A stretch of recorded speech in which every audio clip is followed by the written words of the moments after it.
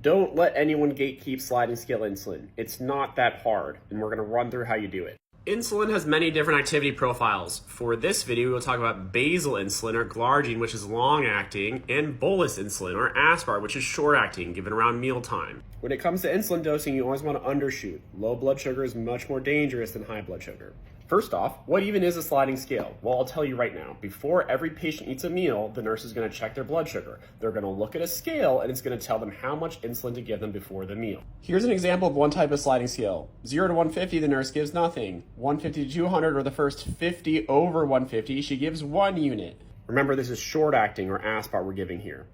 200 to 250 or the second 50 over 150, she gives 2 units. This may be low sliding scale. If it was a higher sliding scale, the first 50, maybe they give 2 units and maybe give 3 units for the second 50 over 150. So now somebody comes into the hospital, how do we manage their insulin? First, you determine the total home dose of insulin units. That's from long-acting and short-acting combined. So let's say this person at home was taking 30 units of long-acting or glargine at home and 10 units total of short-acting insulin a day. This gives us a grand total of 40 units. Now, in general in the hospital, you want half of it to be long-acting and the other half of it to be short-acting. So we want 20 long-acting, 20 short-acting. You just have it, and then you go from there. So you have 20 units of glargine at night. Then we can assume, hey, this person is going to be receiving 20 units of short-acting broken up over the course of 3 meals. So a good way to estimate this would be 6, 6, and 6. So 18 total units, close to 20, with 20 units at night. This way, we'll give them 6 units of short-acting insulin before every meal, and the sliding scale will determine what additional insulin they need. So here's breakfast, lunch, and dinner. You get 6 units before breakfast. Let's take your blood sugar. It's 175, so it's between 150 and 200, and you're on low sliding scale, so you give you 1 unit. So you get an extra unit at breakfast. You get 7 total units at breakfast.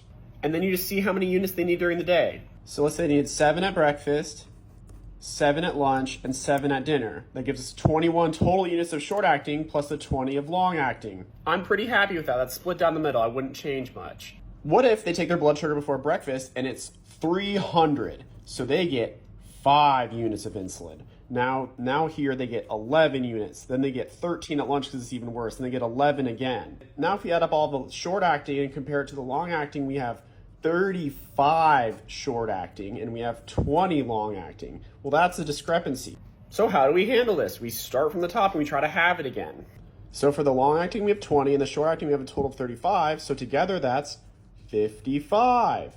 So half of 55 of the total will be about 27 for the long-acting. And that's exactly what we do. We start out the next evening with 27 units of Lantus or glargine, the long-acting insulin. From the top we have 55, we do 27 of long-acting, and then we do 27 of short-acting, which will be 9, 9, and 9 per day. Then we restart the sliding scale and we go from there. This is stylistic at this point, but I think changing both the long-acting and the short-acting can be a little aggressive. So what I do instead often is I'll increase the long-acting to 27 and I'll let the sliding scale show me what's needed. So instead I'll just do 27 long-acting and then I'll keep the 6, 6, 6 short-acting and see how much additional insulin I need at each meal. This both keeps us from overshooting and lets us use the sliding scale insulin as a proxy for how much insulin they actually need during the day. If we get 27 at night and 6 before breakfast, 6 before lunch, and 6 before dinner, and they go and they're only getting 1 unit before each of these, we go 7, 7, 7.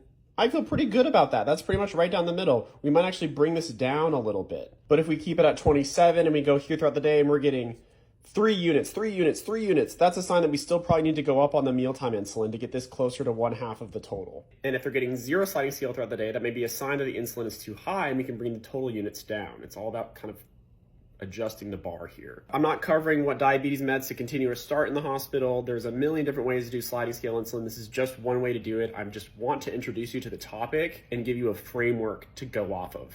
So don't use this verbatim, but at least like understand this is what people are doing when they're managing sliding scale.